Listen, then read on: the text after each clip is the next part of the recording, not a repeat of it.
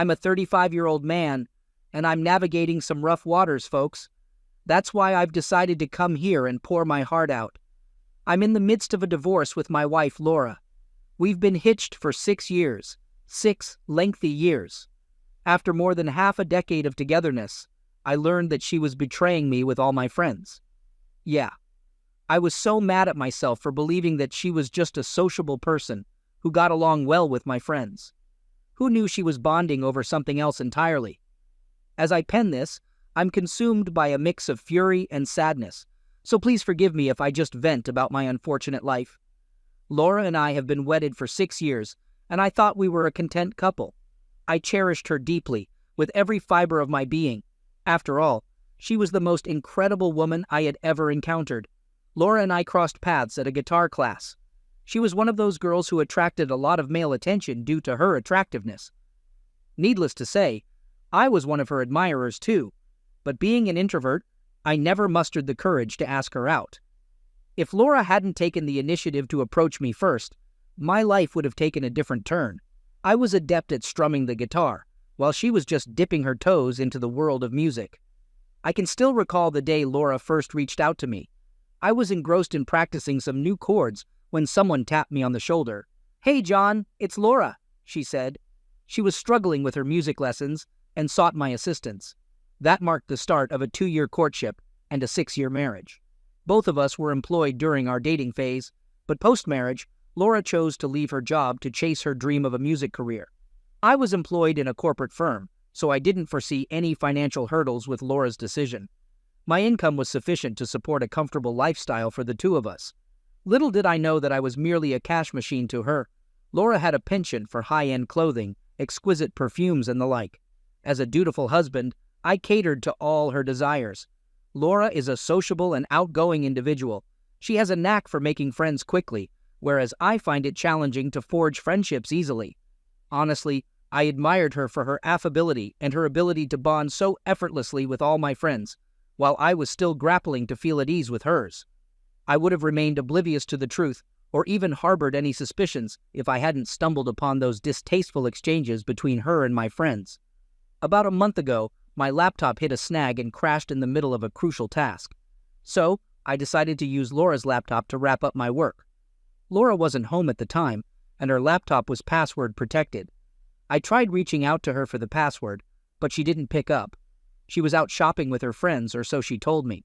So I started trying out various combinations of letters and numbers to crack the password. After several attempts using our anniversary date and combinations of our names, I finally managed to unlock the laptop using her birth date. Clearly, she's quite self-obsessed. Once I logged in, I noticed that the browsers were still open, but I didn't pay much attention to the minimized windows. I was solely focused on my task. However, while I was engrossed in my work, I noticed several notifications popping up on one of the tabs. It was WhatsApp. She had left her WhatsApp logged in on her laptop. After I finished my work and was about to shut down the laptop, a little voice inside me urged me to click on that WhatsApp tab, which had been minimized until then. For a moment, I felt a bit uneasy about snooping through my wife's WhatsApp conversations, but I was still contemplating whether to take a quick look at her messages or not. I noticed a flurry of notifications indicating an ongoing conversation. This piqued my curiosity because while she wasn't answering my calls, she was actively chatting with someone on WhatsApp. So, with a bit of hesitation, I clicked on the WhatsApp tab. That's when I was hit with a revelation that turned my world upside down. As I opened the WhatsApp window, I saw that she was online and engaged in a conversation. From the initial exchanges, it seemed like she had just left the person she was chatting with and they were already missing each other. Intrigued, I clicked on the profile picture and was taken aback. It was my friend Tony. I was dumbfounded. Was Laura having an affair with Tony? As I scrolled through their conversation, I was plunged into the dark reality of Laura's secret life. I found myself immersed in my wife's flirtatious chats with her lover, leaving me grappling with a deep sense of betrayal and shattered trust. But the truth was even worse. Laura wasn't just cheating on me with Tony. She had flings and one-night stands with several of my friends. I was shaking with rage and disbelief. How could I have been so oblivious? I went into autopilot mode and quickly printed out all the chat conversations she had with her lovers. I was at a loss for how to approach her about this. In our 6 years of marriage, we'd hardly ever had a disagreement. She was so charming that I never found it in me to refuse her anything. She wasn't wrong when she referred to me as a puppet in one of her chats with her lover. My world had revolved around her, and now it was shattering into pieces after seeing those explicit messages and compromising photos. So I monitored her WhatsApp messages and discovered that after leaving her lover's place, she'd messaged a friend to go shopping. Part of me wanted to flee, to hide away and never have to see her again. But another part of me needed to know the truth. I needed to understand why she'd betrayed me, despite everything I'd done for her. I was seething with anger. My head was pounding and I could feel the grief settling in my stomach. When she got home, I threw the printouts of their conversations at her. I couldn't think of a better way to confront her. She was taken aback for a moment, caught off guard by her exposure. If she were anyone else, she might have shown remorse for her actions and begged for mercy and forgiveness. But this was Laura. She was a woman who felt entitled, who believed she ruled the world. Instead of feeling guilty for her actions, she slipped into her narcissistic persona and accused me of spying. I was taken aback. Her words hit me like a punch to the gut, a punch I wanted to return with full force. She spat out, "How dare you invade my privacy by logging into my laptop and reading my messages? Seriously? How dare I?" I was livid. For the first time, I raised my voice at her, demanding an explanation for her betrayal. She kept insisting it was just for fun. Fun? Is it fun to sleep with half a dozen men I know? I told her straight up that I couldn't live with her anymore and that I was going to divorce her. That's when the color drained from her face, at the mention of divorce. Up until then, she'd been fighting back, confident that she could escape the consequences of her actions. Well, guess what? Reality hit her hard when I told her to pack her things and get out. She probably never thought I'd have the guts to do that. She knew how deeply in love with her I was, how hard it would be for me to let her go. But I told her to leave the house immediately. She tried to hug me to calm me down, but I pushed her away. That's when she fell to her knees, begging for forgiveness, claiming it was a one-time mistake. If it had been a one-time mistake, maybe I could have forgiven her. But it wasn't a one-off. It was a calculated, premeditated betrayal, more than a dozen times, more than a baker's dozen of deceit and treachery. I felt utterly humiliated. She had been with my friends, all the while making a mockery of my gentle, loving nature. She even told them that I wasn't exciting or daring enough, implying that she was seeking those qualities in them. I was repulsed.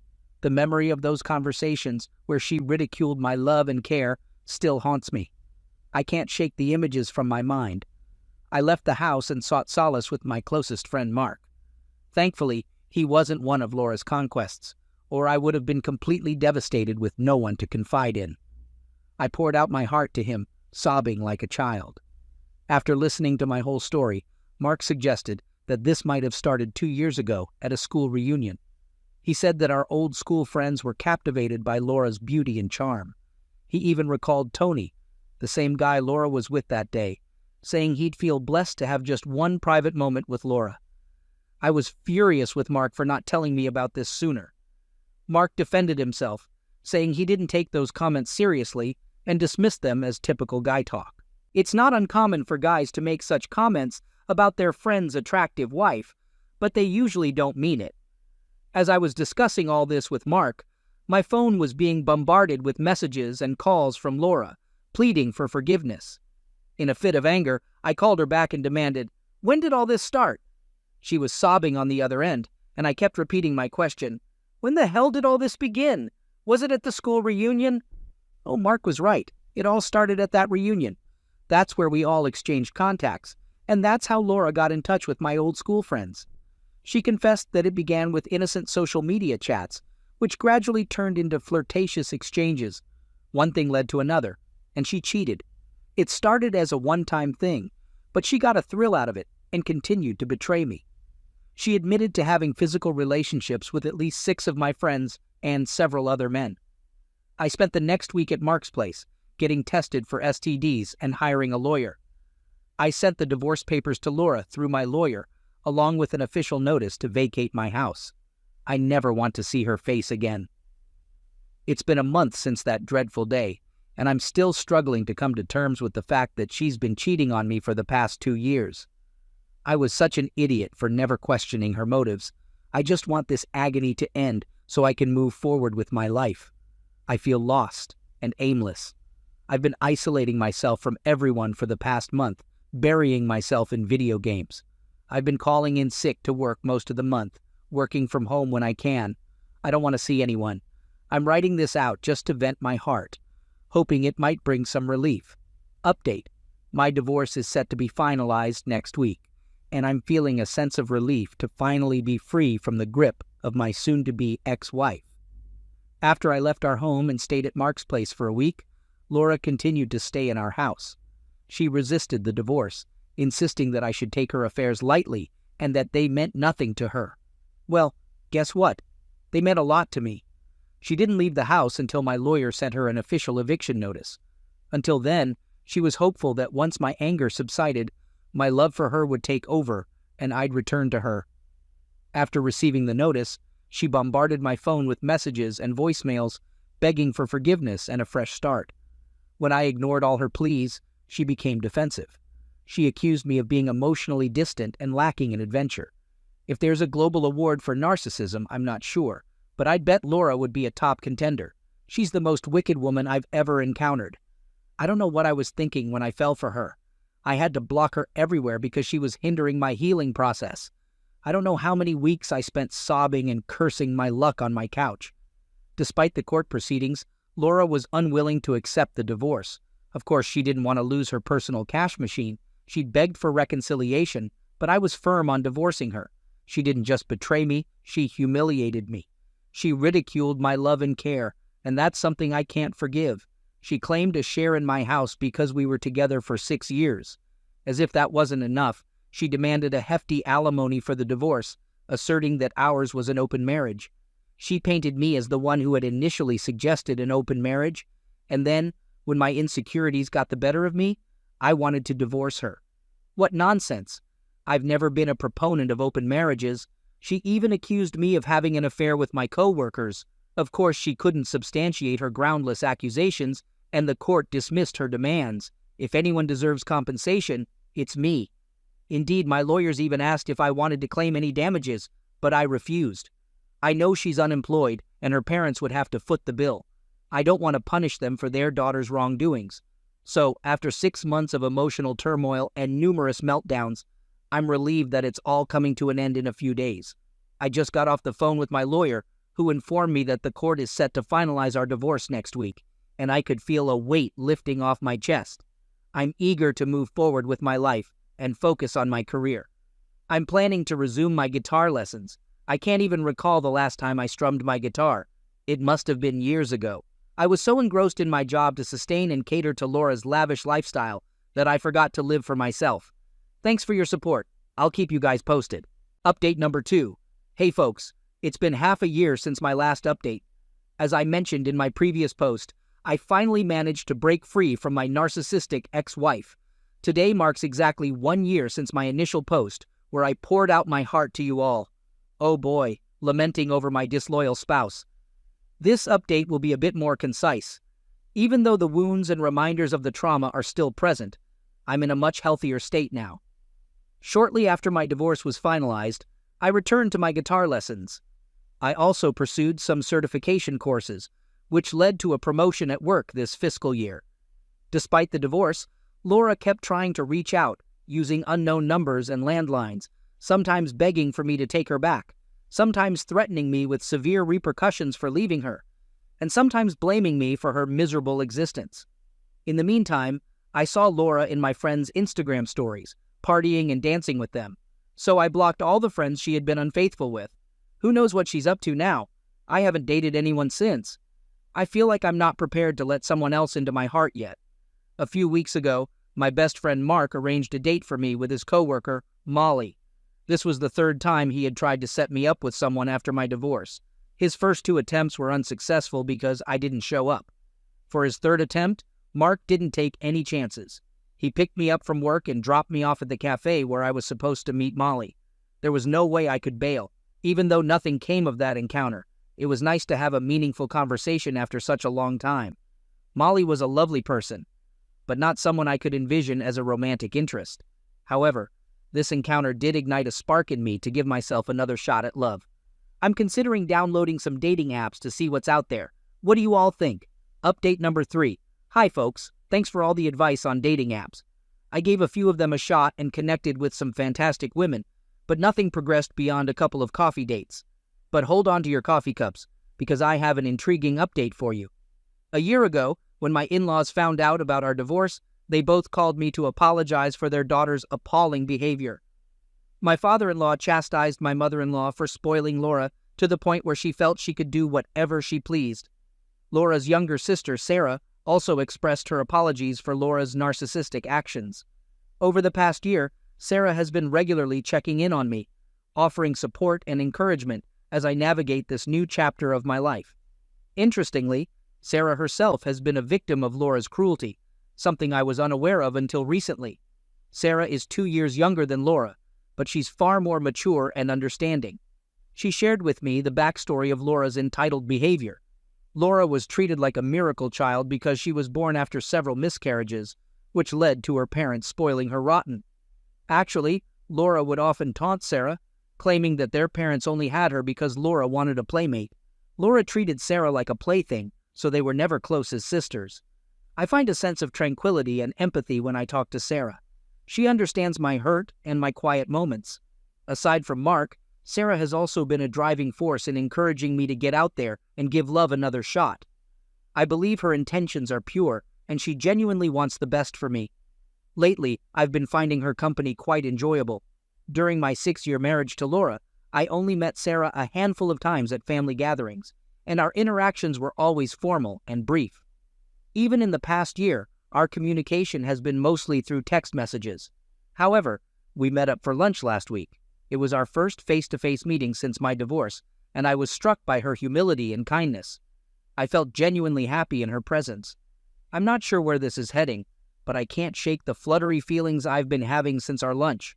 I talked to Mark about this, and he advised me to keep my distance from Sarah to avoid any potential complications with Laura in the future. Taking Mark's advice to heart, I've been avoiding Sarah for the past day, but it's not sitting well with me. I find myself longing to chat with her. I'm not sure when Sarah became such a significant part of my life, but now that I'm not talking to her, I feel a void. Do any of you have advice for me? What should my next move be? Should I continue to steer clear of Sarah as Mark suggested, or should I just go with the flow and see where things lead? Update number 4. Hi everyone. I know it's been a while, a whole year, in fact. A lot has transpired in the past year. Let me pick up from where I left off in my last post. After giving Sarah the silent treatment for a couple of days, I felt an emptiness inside. I realized that I was developing feelings for her. So, I decided to face her head on. To clear the air, I invited her to a casual lunch the following day. I expected her to be upset with me for ignoring her for 2 days, a reaction I was accustomed to because of Laura. But to my surprise, Sarah wasn't angry at all. Instead, she was worried about my well-being when I didn't respond. Her compassion took me aback. I confessed my feelings to her right then and there. I'm not sure where I found the bravery to bare my soul. Perhaps it was because I felt so at ease with Sarah.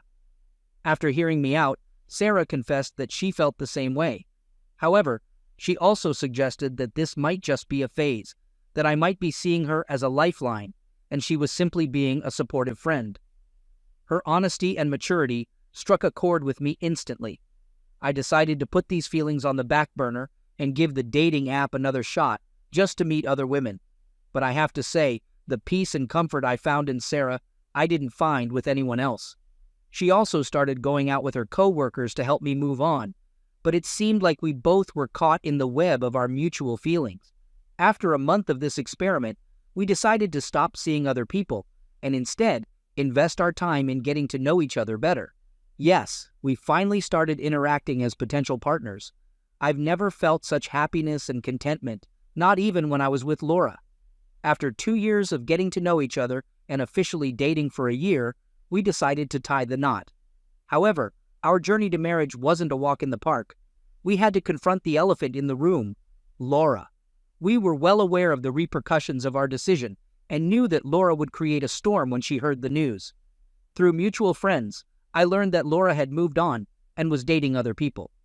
Sarah rarely brought up Laura, except for a few initial conversations where she shared about her challenging childhood with Laura. Sarah broke the news to her parents about us, and understandably, they were taken aback. Of course, they warned Sarah about the potential backlash from Laura. Things unfolded exactly as we had predicted. Laura unleashed a storm. She accused Sarah of betraying her by getting involved with her, quote, brother-in-law. Really? Brother-in-law. She reached out to me from a landline, hurling insults and accusing me of trying to infiltrate her family and turn Sarah and her parents against her. She threatened to involve the police and have me arrested for allegedly manipulating her sister. She vowed to make our lives miserable if we went ahead with our marriage plans. At first, her words scared me, but when she blamed Sarah for ruining her life, I lost my cool. How can someone be so self-absorbed? She was the one who wrecked her own life and mine. Sarah was the one who supported me during my darkest times. And now, when things are starting to look up for us, she's playing the victim. Laura's outburst only strengthened my resolve to marry Sarah. We both want to get married and put all of this behind us. And Laura's been using her parents as her last line of defense to try and stop the wedding. She's pressuring them to cut ties with Sarah if she marries me. She's accusing me of manipulating Sarah against her. She's told her parents that my feelings for Sarah aren't genuine. She believes I'm only marrying Sarah to spite her. She's convinced that I'm still in love with her and incapable of loving anyone else. Well, she's partially correct. 2 years ago, I couldn't have envisioned myself in love with anyone but Laura. I loved and trusted her with all my heart. But now, things have changed. I'm in love with Sarah. This second love is more mature and is built on a foundation of mutual respect, unlike the first one. Laura has made our lives a nightmare in the past month since she found out about our relationship. She's pulling out all the stops to prevent our wedding. She's emotionally manipulating her parents to pressure Sarah to call off the wedding. Her parents know me well, so they haven't said anything to me. However, they've been gently suggesting to Sarah that she rethink her decision. I believe Laura's parents are also to blame for Laura's sense of entitlement. They should have stood by Sarah and put Laura in her place. Regardless, the wedding is set for this upcoming Sunday, and I'm fairly certain that Laura is going to cause a scene at the venue. She's threatened to trash the place, even going as far as to say she'll set it on fire. Yeah, you heard that right. I've arranged for extra security for Sarah's sake. I've provided them with Laura's photos and instructed the security team to be on high alert for her. My folks reached out to Sarah's parents, urging them to rein in Laura. But that girl is a law unto herself. I'm not sure what's in store, but I'm eager to embark on this new journey with Sarah. Final update. Hey there, everyone. Just a quick update. We've been married for a week now. The wedding was like the climax of a dramatic TV series. As anticipated, Laura crashed the wedding. She managed to sneak into Sarah's room with a pair of scissors, intending to ruin her wedding gown. Luckily, a few of Sarah's friends caught her in the act and chased her out of the room. Remember, running with scissors is never a good idea. Before anyone else could spot her, she wreaked havoc at the wedding venue, tearing down the floral arrangements and splashing water on the food. She was giving the security team a hard time and was completely out of control. So my dad called the police to prevent any further damage. Her parents begged the police to let her go, so they escorted her home and didn't attend the wedding. Sarah was saddened by her parents' absence at the wedding, but my dad stepped in and walked her down the aisle. It's been a week since we've been together as a married couple, and I feel like we're truly meant for each other, given everything we've been through. Please wish me luck in the future, but it's over.